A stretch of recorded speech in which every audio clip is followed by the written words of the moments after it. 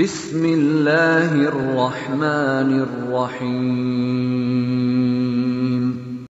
وَإِذِ اسْتَسْقَىٰ مُوسَىٰ لِقَوْمِهِ فَقُلْنَا اضْرِب بِّعَصَاكَ الْحَجَرَ فَانفَجَرَتْ مِنْهُ 12 عَيْنًا قَدْ عَلِمَ كُلُّ أُنَاسٍ مَّشْرَبَهُمْ كُلُوا وَاشْرَبُوا مِن رِّزْقِ اللَّهِ وَلَا تَعْثَوْا فِي الْأَرْضِ مُفْسِدِينَ وَإِذْ قُلْتُمْ يَا مُوسَىٰ لَن نَّصْبِرَ عَلَىٰ طَعَامٍ وَاحِدٍ فادع لنا ربك يخرج لنا مما تنبت الأرض من بقلها وقثائها وفومها وعدسها وبصلها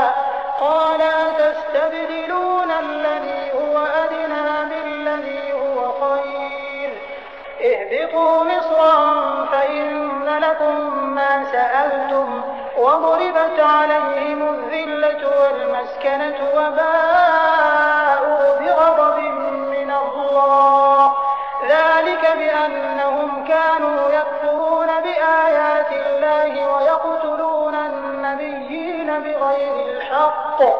ذلك بما عصوا وكانوا يعتدون۔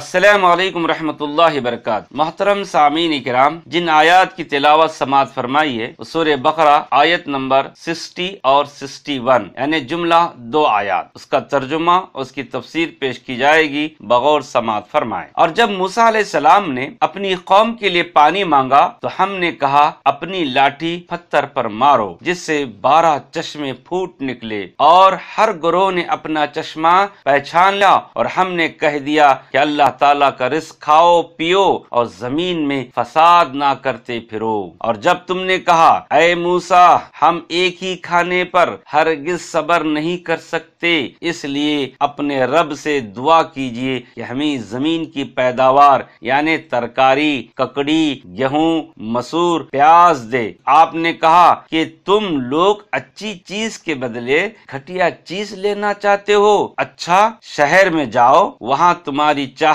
کی یہ سب چیزیں ملیں گی، اور ان پر ذلت اور محتاجی مسلط کر دی گئی، اور اللہ کا غضب لے کر وہ لوٹے، یہ اس لیے کہ وہ اللہ تعالیٰ کی آیتوں کو جھٹلاتے رہے اور انبیاء کرام کو ناحق قتل کرتے رہے، یہ اس لیے کہ وہ اللہ تعالیٰ کی نافرمانی کرتے تھے، اس کے حدود سے تجاوز کرتے تھے۔ محترم سامعین کرام، ترجمے کے بعد مختصر تفسیر اس طرح ہے۔ اللہ تعالیٰ ارشاد فرماتا ہے، اے بنی اسرائیل تم میرے اس احسان کو بھی یاد کرو کہ میں نے تمہارے نبی حضرت موسیٰ علیہ السلام کی دعا کو بھی اس وقت قبول فرما لیا تھا جب انہوں نے مجھ سے تمہارے لیے پانی مانگا، تو میں نے تمہارے لیے پانی کے حصول کو آسان بنا دیا، اس پتھر سے پانی نکال دیا جو تمہارے پاس تھا، اور اس پتھر سے پورے 12 چشمے نکال دیے، یعنی ہر خاندان کے لیے الگ الگ ایک چشمہ،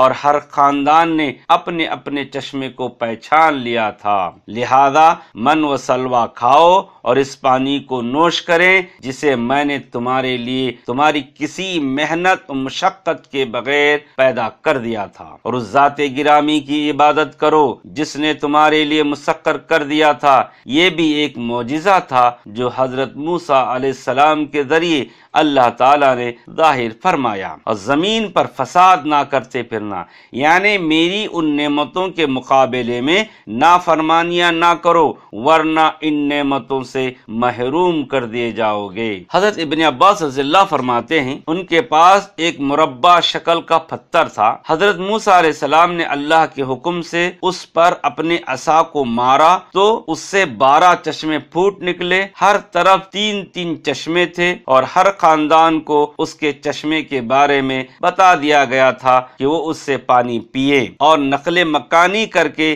جس جگہ بھی جاتے یہ پتھر ان کے ساتھ ہوتا تھا۔ من و سلوہ روزانہ کھا کھا کر جی بھر گیا تھا، تو موسیٰ علیہ السلام سے مطالبہ کیا ہمیں تو کھانے کے لیے سبزی، ککڑی، لہسن، پیاز، دال چاہیے۔ حضرت موسیٰ علیہ السلام نے ڈانٹ پلائی کہ تم کیسے لوگ ہو کہ لذیذ اور پاکیزہ کھانا چھوڑ کر گھٹیا قسم کے کھانوں کا مطالبہ کرتے ہو، حالانکہ انہیں بہت عمدہ خوش ذائقہ کھانا مل رہا تھا، عیش و عشرت کی زندگی بسر کر رہے تھے، اور کہا کہ یہ چیزیں تو ہر شہر میں کثرت سے ملتی ہیں، اگر یہی تم کو چاہیے تو کسی بھی شہر میں چلے جاؤ، یہ چیزیں تو ہر جگہ دستیاب ہیں، ان کے بارے میں خاص اہتمام سے اللہ تعالیٰ سے دعا کرنے کی ضرورت نہیں۔ بنی اسرائیل کا یہ سوال سرکشی بغاوت پر مبنی تھا، اس لیے اس کا انہیں کوئی جواب نہیں دیا گیا۔ محترم سامعین کرام، جب بنی اسرائیل پر اللہ تعالیٰ کی وہ انعامات و احسانات کا ذکر ہو چکا اور اسی ضمن میں ان کی خباثتوں کا بھی ذکر آیا جو ذلت و مسکنت ان پر مسلط کر دی گئی اور وہ غضب الہی کی مصداق بن گئے، یہ ذلت اور غضب الہی کی وجہ بیان کی جا رہی ہے،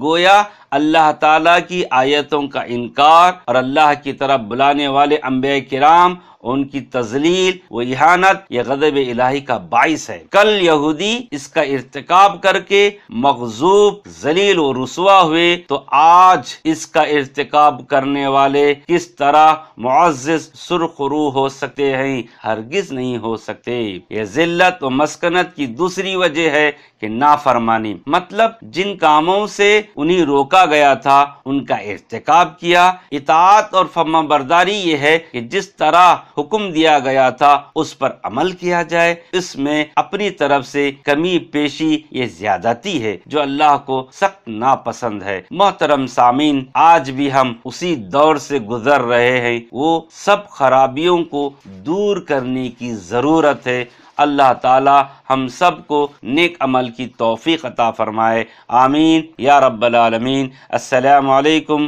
رحمت اللہ وبرکاتہ۔